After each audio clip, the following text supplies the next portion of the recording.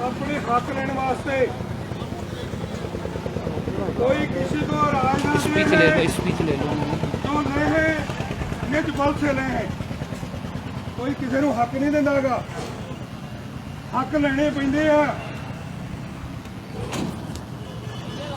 ਤੁਸੀਂ ਮਜਬੂਰ ਕਰ ਦੋਗੇ ਉਹਨਾਂ ਲੋਕਾਂ ਨੂੰ ਜਿਨ੍ਹਾਂ ਦੇ ਪੈਟਰੋਲ ਪੰਪ ਬੰਦ ਪਏ ਆ। ਕਿੰਨਾ ਘਾਟਾ ਪੈਂਦਾ ਰੋਜ਼ ਦਾ। ਪਹਿਲੀ ਤਰੀਕ ਤੋਂ ਟੂਲ ਪਲਾਜ਼ਾ ਬੰਦ ਪਏ ਆ, ਕਿੰਨਾ ਘਾਟਾ ਪੈਂਦਾ। ਲੱਖਾਂ ਰੁਪਈਆ ਰੋਜ਼ ਦਾ ਟੂਲ ਪਲਾਜ਼ਾ ਤੋਂ ਉਹਨਾਂ ਨੂੰ ਜੇਬ 'ਚ ਪੈਂਦਾ।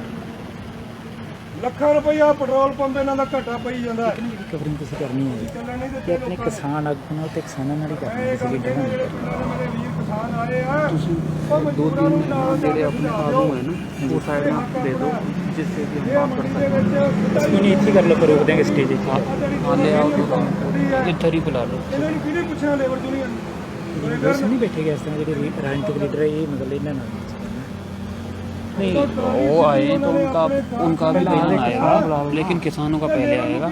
वो आए तो उनका लेना पड़ेगा, ऐसी बात नहीं। ਕੋਈ ਲੜਾਈ ਨਹੀਂ, ਕੋਈ ਚੜਾਈ या नहीं। तो आप बिठाते नहीं बिठाए तो उनका आएगा पक्ष।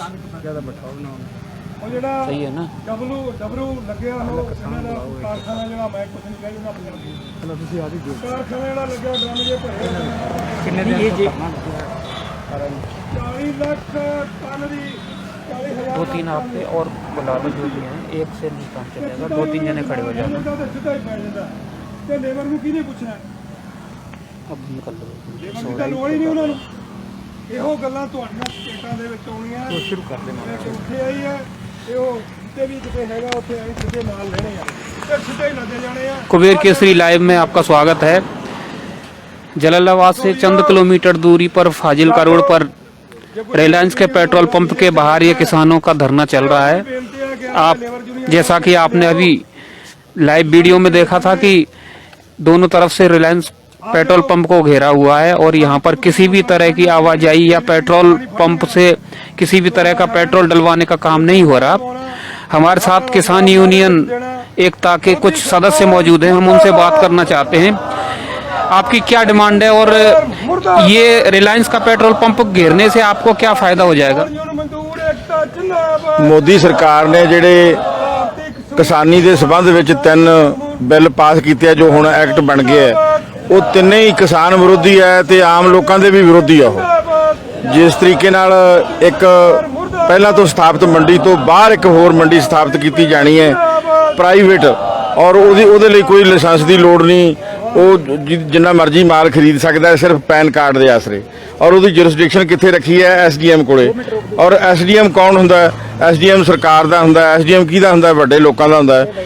ਜੇ ਕਦੇ ਕਿਸੇ ਕਿਸਮ ਦਾ ਕੋਈ ਰੌਲਾ ਪੈ ਗਿਆ ਤੇ ਕਿਸਾਨ ਆਪਣੇ ਹੀ ਦੇਸ਼ 'ਚ ਬੇਗਾਨੇ ਹੋ ਜਾਣਗੇ, ਉਹਨਾਂ ਨੂੰ ਧੇਲਾ ਇਨਸਾਫ ਨਹੀਂ ਮਿਲੇਗਾ, ਰੋਂਦੇ ਮਰ ਜਾਣਗੇ। ਦੂਸਰੀ ਵੱਡੀ ਗੱਲ ਜਿਹੜੀ ਕੰਟਰੈਕਟ ਫਾਰਮਿੰਗ ਕੀਤੀ ਹੈ, ਕੰਟਰੈਕਟ ਫਾਰਮਿੰਗ ਵਿੱਚ ਵੀ ਗਲਤੀ ਹੈ ਕਿਉਂਕਿ ਜੁਰਿਸਡਿਕਸ਼ਨ ਉੱਥੇ ਵੀ ਐਸਡੀਐਮ ਦੀ ਤੇ ਉਹਨਾਂ ਦੀ ਰੱਖੀ ਹੈ। ਕਿਸੇ ਕੰਟਰੈਕਟ ਦਾ ਕੋਈ ਰੌਲਾ ਪੈ ਜਾਂਦਾ ਹੈ, ਜੇ ਜਿਨਸ ਦੀ ਕੰਟਰੈਕਟਿੰਗ ਦਾ ਰੌਲਾ ਪੈ ਜਾਂਦਾ ਹੈ ਤਾਂ ਵੀ ਇਨਸਾਫ ਨਹੀਂ ਮਿਲਣਾ। ਜੇ ਪੈੜੀ ਦੀ ਕੰਟਰੈਕਟਿੰਗ ਦਾ ਰੌਲਾ ਪੈ ਜਾਂਦਾ ਹੈ ਤਾਂ ਵੀ ਇਨਸਾਫ ਨਹੀਂ ਮਿਲਣਾ, ਕਿਉਂਕਿ ਮੁੜ ਕੇ ਉਹਨਾਂ ਨੂੰ ਜਿਹੜਾ ਐਸਡੀਐਮ ਹੈ ਉਹਦੇ ਕੋਲ ਕਿੰਨੀ ਕੁ ਜ਼ਰੂਰਤ ਹੈ, ਕਿੰਨੀ ਕੁ ਹਿੰਮਤ ਹੈ ਉਹਦੇ ਕੋਲ ਜਿਹੜੀ ਲੈਂਡ ਡਿਮਾਰਕੇਸ਼ਨ ਦੁਬਾਰਾ ਕਰਾ ਦੂਗਾ। ਸੋ ਇਸੇ ਤਰ੍ਹਾਂ ਜਿਹੜਾ ਜ਼ਖੀਰੇਬਾਜ਼ੀ ਹੈ, ਜ਼ਖੀਰੇਬਾਜ਼ੀ ਵੱਧ ਜੂਗੀ। ਉਹਨਾਂ ਦੀ ਲਿਮਟ ਚੁੱਕਤੀ ਵੀ ਜਿੰਨੇ ਮਰਜ਼ੀ ਜ਼ਖੀਰਾ ਕਰ ਸਕਦੇ ਆ ਐਸੈਂਸ਼ੀਅਲ ਕਮੋਡਿਟੀਜ਼ ਦਾ, ਔਰ ਉਹਦਾ ਅਸਰ ਹੁਣ ਤੋਂ ਹੀ ਮਾਰਕੀਟ ਤੇ ਦਿਸਦਾ ਪਿਆ। ਆਲੂ ਗੰਢੇ ਹੁਣੇ ਹੀ ਗਾਇਬ ਹੋ ਗਏ, ਇਸੇ ਤਰ੍ਹਾਂ ਗਾਇਬ ਹੋ ਜਾਣਗੇ ਬਾਜ਼ਾਰ ਚੋਂ ਹਰੇਕ ਚੀਜ਼। ਆਰਜੀ ਥੋੜ ਪੈਦਾ ਕਰਿਆ ਕਰਨਗੇ, ਆਰਜੀ ਥੋੜ ਪੈਦਾ ਕਰਕੇ ਲੋਕਾਂ ਨੂੰ ਵੱਧ ਮੁੱਲ ਤੇ ਵੇਚਿਆ ਕਰਨਗੇ, ਸਾਥੋਂ ਘੱਟ ਮੁੱਲ ਤੇ ਲੈ ਕੇ ਸਾਨੂੰ ਹੀ ਵੱਧ ਮੁੱਲ ਤੇ ਦੇਣਗੇ। ਅਸੀਂ ਆਪਣੇ ਦੇਸ਼ ਵਿੱਚ ਲੁੱਟੇ ਜਾਵਾਂਗੇ। ये धरना कब तक चलेगा आपका? ये धरना तब तक चलेगा जब तक केंद्र की सरकार अपने किए हुए को वापस नहीं लेती। पूरे पंजाब में कितनी जगह पर ये धरने चल रहे हैं इस तरह के? पूरे पंजाब में जो हमारे 22 जिले हैं, जहाँ जहाँ इनके नाके हैं रिलायंस के, सभी पर ये चल रहा है। तो यहाँ पर जो इस पेट्रोल पंप के मालिक हैं, लोकल मालिक हैं, वो कोई तालमेल कर रहे हैं आपसे? ये लोकल मालिक तो है नहीं, ये तो कंपनी है रिलायंस। ये रिलायंस कंपनी का क्यों गिरा है? ये रिलायंस कंपनी धीरू भाई अंबानी की है। रिलायंस कंपनी तो है, लेकिन यहाँ पर लोकल तो कोई चला रहा होगा ना इसको। लोकल कोई चला भी रहा हो, वो आए, वो आकर अपने मालिक का मैसेज दे हमें, ना देता है ना उसको पता है कि ये खुलने वाले नहीं है तब तक, जब तक ये वापस नहीं जाते। हमारे साथ और भी किसान मौजूद हैं, हम उनसे ही बात करना चाहते हैं। आपका नाम क्या है?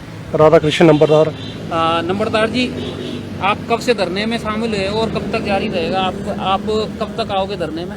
जब तक धरना चलेगा, जब तक कोई फैसला नहीं हो जाता उतनी देर धरने में चलेंगे हम। तो अभी जो आपकी फसल आ रही है उसको लेके डर है आपके मन में? बिल्कुल डर है, फसल रुल रही है, कोई किसी को भाव नहीं मिल रहा फसल का। हाँ, हमारे साथ और किसान मौजूद हैं। आपका क्या नाम है? आपका क्या नाम है? सतपाल सिंह। सतपाल सिंह जी, हाँ जी। आप कौन से गांव से हो और यहाँ पर किस तरह से आपको धरने में लाया गया है या खुद आए हो आप? ਧਰਨੇ ਦੇ ਆਪ ਹੀ ਆਇਆ ਹੈ, ਖੁਦ ਇੱਥੇ ਲਾਇਆ ਧਰਨਾ ਲੱਗਾ। ਰਿਲਾਇੰਸ ਪੰਪ ਘੇਰੇ ਨੇ, ਜਿੱਥੇ ਵੀ ਇਹਨਾਂ ਦਾ ਕੋਈ ਪ੍ਰੋਗਰਾਮ ਚੱਲਦਾ ਉੱਥੇ ਹੀ ਘੇਰਿਆ। ਜਿੰਨਾ ਚਿਰ ਇਹ ਕੋਈ ਫੈਸਲਾ ਨਹੀਂ ਹੁੰਦਾ ਉਹਨਾਂ ਚਿਰ ਆਹ ਡਟੇ। क्या आपके मुताबिक बिल में क्या कमी लगती है? ਸਾਰੀ ਕਮੀ ਇਹਦੇ ਵਿੱਚ ਸੁੱਧ ਵੀ ਕੀ, ਸੜਕਾਂ ਦੇ ਆਪ ਆ ਸਾਰਾ, ਜਿੰਨਾ ਵੀ ਜ਼ਿਮੀਂਦਾਰ ਹੈ। तो मोदी तो इसको ये कह रहे हैं कि इससे क्रांति आएगी, ये तो किसानों के हक में है। ਇੱਕ ਕੱਲਾ ਮੋਦੀ ਆਂਦਾ, ਹੋਰ ਤਾਂ ਨਹੀਂ ਕੋਈ ਆਂਦਾ। ਕੱਲਾ ਮੋਦੀ ਨੇ ਆਖਿਆ ਵੀ ਇਹ ਕ੍ਰਾਂਤੀ ਆਵੇਗੀ, ਇਹ ਕੋਈ ਕ੍ਰਾਂਤੀ ਆਉਣ ਵਾਲੀ ਨਹੀਂ ਹੈਗੀ, ਇਹ ਤਾਂ ਬਰਬਾਦ ਹੋਣ ਵਾਲੀ ਹੈ। आपका क्या नाम है? यशपाल सिंह। यशपाल सिंह जी, आप कितने दिन से आ रहे हो यहाँ पर? मैं किस दिन का धरना लगा उस दिन गए आ रहा हूँ, 6 दिन हो गए नहीं। 6 दिन, और जब तक लगेगा तब तक आओगे? हाँ, मैं इत्थे ही यहाँ कितना चिर, भावे 3 साल लग जाए। कौन सा गांव है आपका? हमारा गांव बोडीपुरा है, साथ में ही है। इसमें कोई पॉलिटिकली कोई वो तो नहीं है? कैसी पॉलिटिकली? राजनीतिक सपोर्ट तो नहीं है आपको? ना ना ना, मैं तो किसान यूनियन के साथ ही हूँ। कैसे करेगी वैसे ही हम चलेंगे। आपका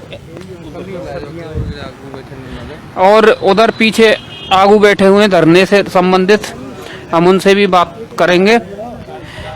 हम चाहेंगे कि पारस जी इसको पूरी तरह से दिखाया जाए। देखिए, बिल्कुल सूनापन आप देख रहे हैं।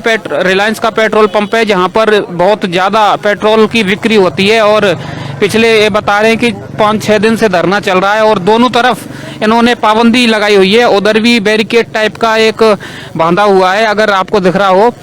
2 रास्ते हैं इस पेट्रोल पंप के, दोनों इन्होंने सील किए हुए हैं। बिल्कुल यहाँ पर किसी तरह का कोई आवाजाही नहीं है। कोई अगर किसी को पेट्रोल डलवाना है तो यहाँ से पेट्रोल नहीं डलेगा। हमारे साथ कुछ और सदस्य मौजूद है किसान यूनियन के। आपका नाम क्या था? मेरा नाम सतपाल सिंह जी, जी। भारतीय किसान यूनियन एकता ग्राह जिला कार्यकारिणी प्रधान फाजिलका जी। जी, तो आपकी क्या रूपरेखा है अब आगे? ਸਾਡੀ ਰੂਪਰੇਖਾ ਅਸੀਂ ਜੀ 3 ਆਰਡੀਨੈਂਸ ਤੇ ਬੈਠੇ ਆਂ ਬਰਖਲਾਫ, ਤੇ ਜਿਹੜੇ ਕਾਰਪੋਰੇਟ ਘਰਾਣੇ ਨੇ ਉਹ ਜਿਸ ਹਿਸਾਬ ਨਾਲ ਪੈਰ ਪਸਾਰ ਰਹੇ ਨੇ, ਸਾਡੇ ਪੰਜਾਬ ਤੇ ਕਬਜ਼ਾ ਕਰਨਾ ਚਾਹੁੰਦੇ ਨੇ। ਅਸੀਂ ਇਹ ਕਬਜ਼ਾ ਕभी ਨਹੀਂ ਹੋਣ ਦਿਆਂਗੇ।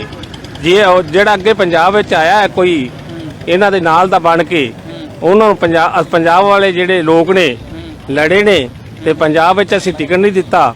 ਅਗਾਂਹ ਵੀ ਜੋ ਕੰਪਨੀਆਂ ਕੋਈ ਆਉਂਦੀਆਂ, ਕੋਈ ਦੇਸੀ ਹੈ ਜਾਂ ਵਿਦੇਸ਼ੀ ਹੈ, ਅਸੀਂ ਉਹਨਾਂ ਨੂੰ ਪੰਜਾਬ ਤੇ ਰਾਜ ਨਹੀਂ ਕਰਨ ਦਿਆਂਗੇ। ਜੋ ਇਹ ਕਮਾਈ ਲੁੱਟ ਕਰਦੇ ਪਏ ਨੇ ਪੰਜਾਬ ਦੀ, ਅਸੀਂ ਇਹ ਲੁੱਟ ਨੂੰ ਰੋਕਾਂਗੇ ਤੇ ਇਹਨਾਂ ਨੂੰ ਪੰਜਾਬ ਵਿੱਚੋਂ ਕੱਢਾਂਗੇ।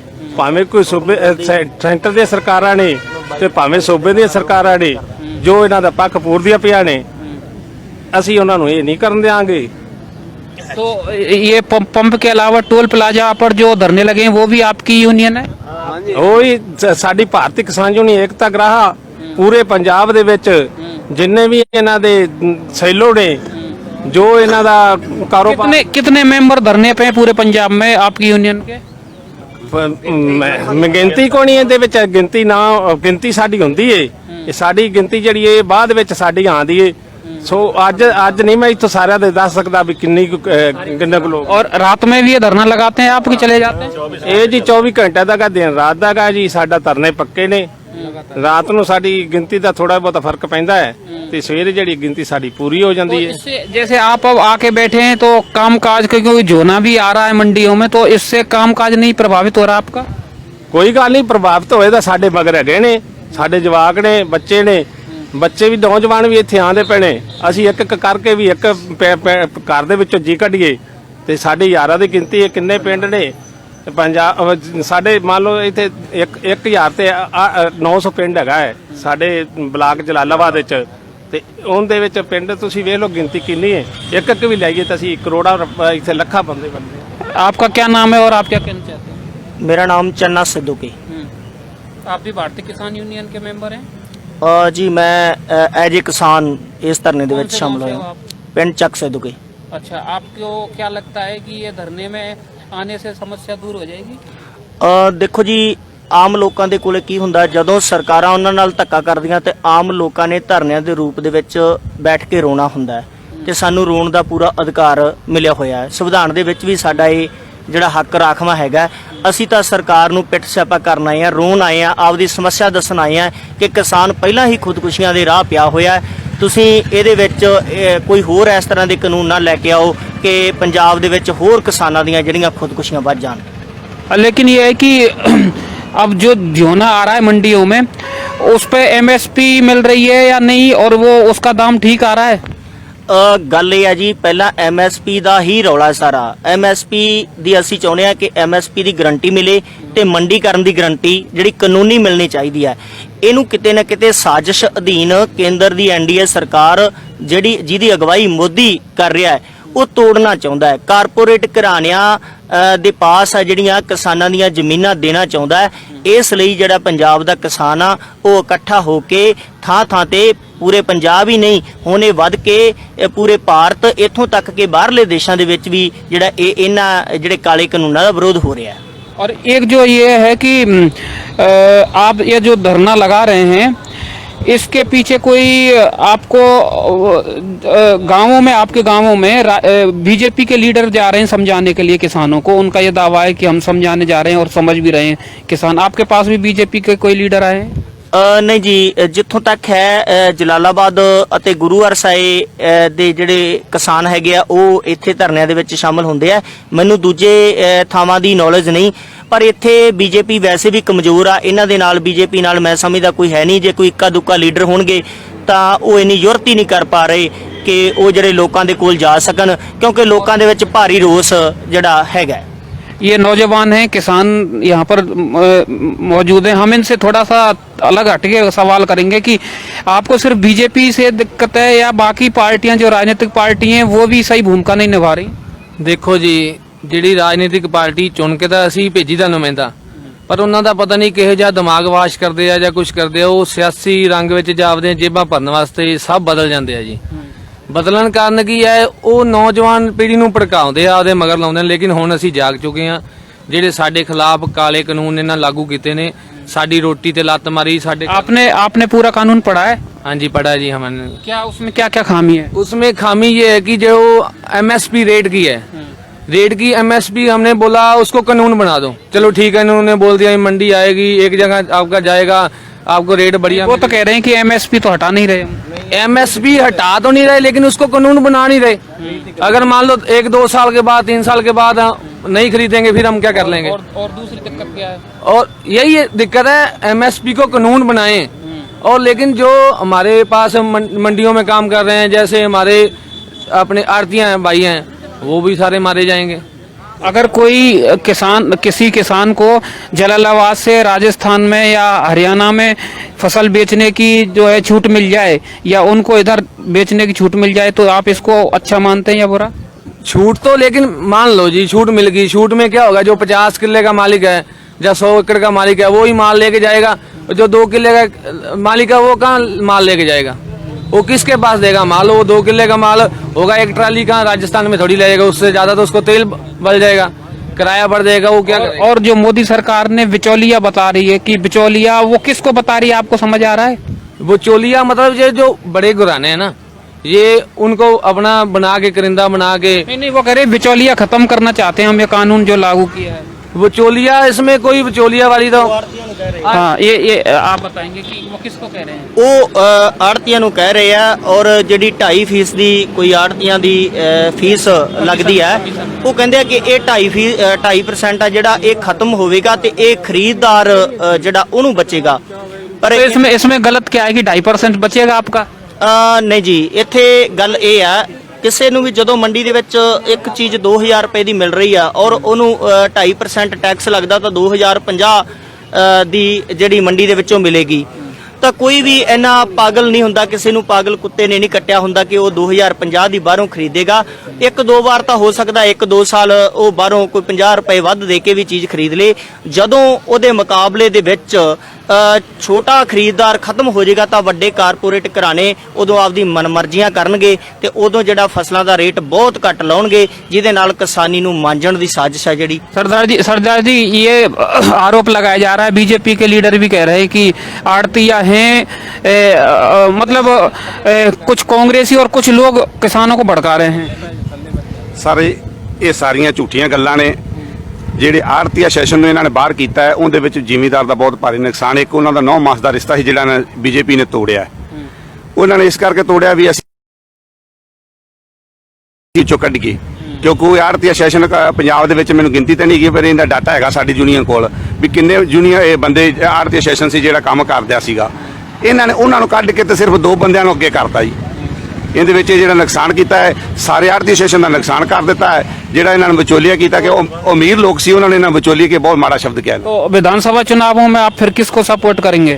ਸਾਡੀ ਜੋ ਜਥੇਬੰਦੀ ਦਾ ਆਰਡਰ ਆਵੇਗਾ ਅਸੀਂ ਸਾਡੀ ਜਥੇਬੰਦੀ ਵੱਲੋਂ ਸਾਰਿਆਂ ਦਾ ਬਾਈਕਾਟ ਹੈ, ਸਾਡਾ ਬਾਈਕਾਟ ਹੈ। ਅਸੀਂ ਕਿਸੇ नहीं, कहीं ये तो नहीं होगा कि बीजेपी को छोड़ के बाकी और जो आपको सपोर्ट में उनको सपोर्ट करोगे आप? ਨਾ ਅਜੇ ਕੋਈ ਸਾਡੀ ਜਥੇਬੰਦੀ ਦਾ ਨਾ ਕੋਈ ਰੂਲ ਹੈ, ਨਾ ਕੋਈ ਆਰਡਰ ਹੈ, ਨਾ ਕੋਈ ਸਾਡੀ ਸੋਚ ਹੈ। ਅਜੇ ਕਿਸੇ ਤਰ੍ਹਾਂ ਦੀ ਸੋਚ ਨਹੀਂ तो ਗਈ। विधानसभा चुनावों में आप अपना उम्मीदवार खड़ा करेंगे क्या? ਨਹੀਂ ਜੀ, ਅਸੀਂ ਕੋਈ ਉਮੀਦਵਾਰ ਨਹੀਂ ਖੜਾ ਕਰਨਾ। ਸਾਡਾ ਬਾਈਕਾਟ ਹੋਵੇਗਾ ਕਿਉਂਕਿ ਜਿੰਨਾ ਚਿਰ ਸਾਡੇ ਤੇ ਕਾਨੂੰਨ ਲਾਗੂ ਨੇ, ਕਾਨੂੰਨ ਇਹਨਾਂ ਐਡੇ ਸਖਤ ਬਣਾਤੇ ਨੇ ਸਰਕਾਰਾਂ ਸਾਰੀਆਂ। नहीं, मेरी बात नहीं, आप कहीं ना कहीं तो वोट डालना पड़ेगा ना आपको। वोट की ये बात है, हमारे पास अभी किसान आ रहे हैं सिर्फ, ये इसमें कोई राजनीति की नहीं है। अभी हमको कोई कांग्रेस का झंडा उठा के ले आए, कोई अकाली का उठा के ले, कोई आम आदमी का, बिल्कुल मनाही है। कोई जो लीडर है उसको स्टेज पे बिल्कुल आगे किसानों के झंडे नीचे बैठ जाए। हमारा एक का होगा, हम उनसे अपनी मांगे मंगवाएंगे। जो भी पार्टी मान लो कांग्रेस है, सूबा सरकार है, हमारी किसानों की सभी मांगे मानेगी तो फिर हम सोचेंगे, हमारी पार्टी सोचेगी हमने किसका साथ है। अगर मांगे मानेगी तो फिर ही सोचेंगे। अगर हमारे पास उन्होंने कुछ देना ही नहीं तो हमको उनको वोट करने के, किसी को वोट नहीं डालेंगे, नोटा पे वोट डालेंगे। इस धन थोड़ी उपलब्धि दिखाने चाहता हूँ भी जो आपके मीडिया ना, ये मीडिया का बहुत बड़ा रोल है ਜਿਹੜਾ ਸਾਡੇ ਜਥੇਬੰਦੀ ਨੂੰ ਚੁੱਕਣ ਵਾਸਤੇ। आपके सारे मीडिया, नेशनल मीडिया ने मोदी करके उसकी सरकार 2 बारी बनवाई है। अब तुझे साडा भी हिमायत करो ना, हम सारे मीडिया से नहीं, आपकी हम कर रहे हैं तभी आपके पास आए हैं। आप जो बोल रहे हो वो लाइव चल रहा है, इसमें कोई कटपीट नहीं हो। कोई बात नहीं। मैं सारे जो नेशनल मीडिया ना, मैं उसको भी अपील करता हूँ भी ये साडे ਜਿਹੜੇ ਜਥੇਬੰਦੀ ਗਰੀਬ ਲੋਕ ਬੈਠੇ ਨੇ, ਜਿਹੜੇ ਇੱਕ ਭੋਲੇ ਪਾਲੇ ਨੇ, ਇਹਨਾਂ ਨੂੰ ਵੀ ਤੁਸੀਂ ਉਤਾ ਚੁੱਕ ਕੇ ਇਹਨਾਂ ਦੀ ਆਵਾਜ਼ ਮੋਦੀ ਤੱਕ ਪਹੁੰਚਾਓ। ਮੋਦੀ ਦੀ ਆਵਾਜ਼ ਪਹੁੰਚਾ ਕੇ ਤੇ ਇਹਨਾਂ ਲੋਕਾਂ ਕੋਲ ਵੋਟਾਂ ਦਾ ਲੈ ਕੇ ਗਏ ਚਲੇ, ਪਰ ਸਾਡੀ ਆਵਾਜ਼ ਵੀ ਪਹੁੰਚਾਓ। एक दिन में जैसे आप इस पेट्रोल पंप पे बैठे हो, एक दिन में इनको आपको क्या अंदाजा है कि इतना नुकसान इनको हो रहा होगा, तो जिससे अकल आएगी इनको? देखो ਅਸੀਂ ਨੁਕਸਾਨ ਉਹਨਾਂ ਦਾ ਕਰਨ ਵਾਸਤੇ ਆਪਦਾ ਲੈ ਜਾਣ, ਵਾਪਸ ਲੈ ਜਾਣ, ਆਪਦਾ ਨੁਕਸਾਨ ਜਾ ਕੇ ਦਿੱਲੀੋਂ ਪੂਰਾ ਕਰ ਲੈਣ। ਸਾਡਾ ਨੁਕਸਾਨ ਤਾਂ ਜਿਹੜਾ ਪੰਜਾਬ ਦੇ ਵਿੱਚ ਕੀਤਾ ਉਹਨਾਂ ਨੇ, ਆਉਣ ਵਾਲੇ ਸਮੇਂ 3-4 ਸਾਲਾਂ ਵਿੱਚ ਉਹਨਾਂ ਨੁਕਸਾਨ ਕਰਨਾ, ਬੜਾ ਭਾਰੀ ਨੁਕਸਾਨ ਸਾਡਾ ਹੋਣਾ। ਅਸੀਂ ਤਾਂ ਉਸ ਕਰਕੇ ਰੋਸ ਕਰ ਰਹੇ ਹਾਂ। ਇਹਨਾਂ ਬੰਦਿਆਂ ਨੂੰ ਅਸੀਂ ਪੈਰ ਦਿੱਤੇ, ਇਹਨਾਂ ਬੰਦਿਆਂ ਨੂੰ ਅਸੀਂ ਥਾਂ ਦਿੱਤੀ ਹੈ, ਸਾਡੇ ਜ਼ਿਮੀਂਦਾਰਾਂ ਦੀ ਥਾਂ ਸੀ, ਇਹਨਾਂ ਬੰਦਿਆਂ ਨੂੰ ਥਾਂ ਦਿੱਤੀ। ਹੁਣ ਅਗਾ ਇਹਨਾਂ ਹੋਰ ਵੱਡੇ ਘਰਾਣੇ ਲਾ ਕੇ ਸਾਡੇ 1-2 साल जो कानून बनाया है गवर्नमेंट ने, उसको भी आप आजमा के देख लो, क्या दिक्कत है? ਨਹੀਂ ਸਰ, ਇਹ ਕਾਨੂੰਨ ਅੱਗੇ ਸਰਕਾਰ ਨੇ ਸਾਡੇ ਨਾਲ ਬੜੇ ਧੋਖੇ ਕੀਤੇ ਨੇ, ਸਾਨੂੰ ਇਹਨਾਂ ਨੇ ਬੜੀ ਵਾਰੀ ਧੋਖੇ 'ਚ ਲਿਆਂਦਾ ਹੈ। ਅਸੀਂ ਇਸ ਧੋਖੇ 'ਚ ਨਹੀਂ ਆਉਣਾ ਚਾਹੁੰਦੇ। ਸਾਡੀ ਜਥੇਬੰਦੀ ਵੱਲੋਂ ਪੱਕਾ ਮੁਕੰਮਲ ਇਸ ਚੀਜ਼ ਦਾ ਬਾਈਕਾਟ ਹੈ। ਜਿੰਨਾ ਚਿਰ ਸਾਡੀ ਇਹ ਕਾਨੂੰਨ ਦੇ ਦਾਇਰੇ ਵਿੱਚ ਨਹੀਂ ਲੈ ਕੇ ਆਉਂਦੇ, ਉਹਨਾਂ ਚਿਰ ਸਾਡਾ ਇਹ ਧਰਨਾ ਜਾਰੀ ਰਹੇਗਾ। ਸਾਡੀ ਪੰਜਾਬ ਜਥੇਬੰਦੀ ਵੱਲੋਂ ਇਹ ਹੁਕਮ ਹੈ। ये थे किसान यूनियन के सदस्य। अब इधर और ये वकील साहब हैं, वकील साहब चाय पी रहे थे। और वकील साहब, आप किसानों के वकील हैं या आप किसान बन के आए हैं यहाँ पे? हम पहले किसान हैं जी, उसके बाद हम किसान के बच्चे हैं। हमने अपनी जो एजुकेशन किया है, हम अपने हक के लिए लड़ाई लड़ेंगे, हम किसानों के साथ हैं। तो लीगली तौर पे आप बड़े जानकार होंगे, तो मैं आपसे पूछना चाहता हूँ कि पहले तो ये बताएं कि आपने ये कानून पढ़ा है, तो इसमें क्या क्या दिक्कतें आपको नजर आई? पहले तो हम ये बात कहना चाहते हैं कि ये जो कानून बना है ये गलत ढंग से बना है। सरकार को इतनी क्या जरूरत थी कि पहले ऑर्डिनेंस जारी करें? इतनी क्या इमरजेंसी थी? इसको जब सेशन चलता हो तभी सेशन में लेके आना चाहिए था। सभी पार्टियों से उस पर चर्चा करवानी चाहिए थी, बाद में लोकसभा में लेके जाना चाहिए था। उन्होंने यह किया कि सीधा इन किसानों के ऊपर इसको थोप दिया। उसके बाद आपने देखा होगा राज्यसभा में ये बिल कैसे पास हुआ। ये लोकतंत्र का वहाँ पे कत्ल हुआ है और ये बिल्कुल गलत तरीके से पास किया गया है। इसलिए हम किसानों को ये गाइड कर रहे हैं और किसान भी हैं कि ये जो कानून है गलत ढंग से किया गया है लागू, इसको हर हालत में किसान को इसमें शोध करनी चाहिए, जो कमियां उनको दूर करना चाहिए। ये जो धरने लगे हुए हैं पंजाब कह रहे हैं कि पंजाब हरियाणा में ही लगे हुए हैं ज्यादा, और बाहर ज्यादा विरोध नहीं हो रहा किसी स्टेट में, तो इससे कोई सिर्फ पंजाब हरियाणा से मोदी गवर्नमेंट पे फर्क पड़ेगा? बिल्कुल जी, जो भी सरकार किसानों के उल्ट जाएगी उसको फर्क तो नेचुरली पड़ेगा। पंजाब और हरियाणा में मंडी की पहले जो सुचारू रूप से मंडी चल रही थी, और जो ये जो धान की खेती ज्यादा होती है, गेहूं की खेती ज्यादा होती है, वो MSP रेट पे खरीदी जाती है। इसके अलावा जो एक बात बड़ी है कि MSP तो 22 फसलों पे है, लेकिन जो मक्की की फसल है उस पे सरकार उसको परचेज नहीं करती, और वो कितने में बिक रही है? 900 में। अगर ये सरकार इसको खरीदेगी नहीं, FCI वापस चली जाएगी, दूसरी कंपनियां वापस चली जाएंगी, मंडी खत्म हो जाएगी, तो फिर MSP की कोई गारंटी नहीं है। ये MSP सरकार कहती है हम चालू रखेंगे, ये बात उस एक्ट में लिख दे कि MSP चालू रहेगी, और साथ में जो MSP पे कम रेट पे खरीदेगा उसको भी सजा होगी, उसको दंड का प्रावधान होना चाहिए। तो इसमें अब कोई आपको लीगली कोई दिखता है कि लीगली रास्ता इसमें नजर आ रहा है कि सिर्फ एक धरना प्रदर्शन ही एक रास्ता है? नहीं, लीगली इसमें है कि कुछ जो किसान जथेबंदियां हैं उन्होंने सुप्रीम कोर्ट में भी परस्यू किया है, तो ये साथ में जो सुप्रीम कोर्ट का वो एक अलग उनका राइट है, और ये सरकार को जो कानून बनाती है, जो कानून उन्होंने इलीगल ढंग से और किसानों के ऊपर थोपा है, ये उसका विरोध हो रहा है। जो सुप्रीम कोर्ट वाली प्रोसीडिंग है वो अलग चल रही है। सुप्रीम कोर्ट ने अगर ये कह दिया कि ये कानून सही है तो आप उसको मानेंगे? नहीं, वो ऐसा है कि उसमें अभी तो वो रिट फाइल हुई है, अभी कुछ जो जथेबंदियां हैं वो फाइल करने के लिए, इसके लिए अपने जो उनके लीगल हैं उनसे वो अपनी राय ले रही हैं, तो फिर इसको आगे देखा जाएगा। इसमें क्या, हम तो कहते हैं कि सरकार इसे वापस ले।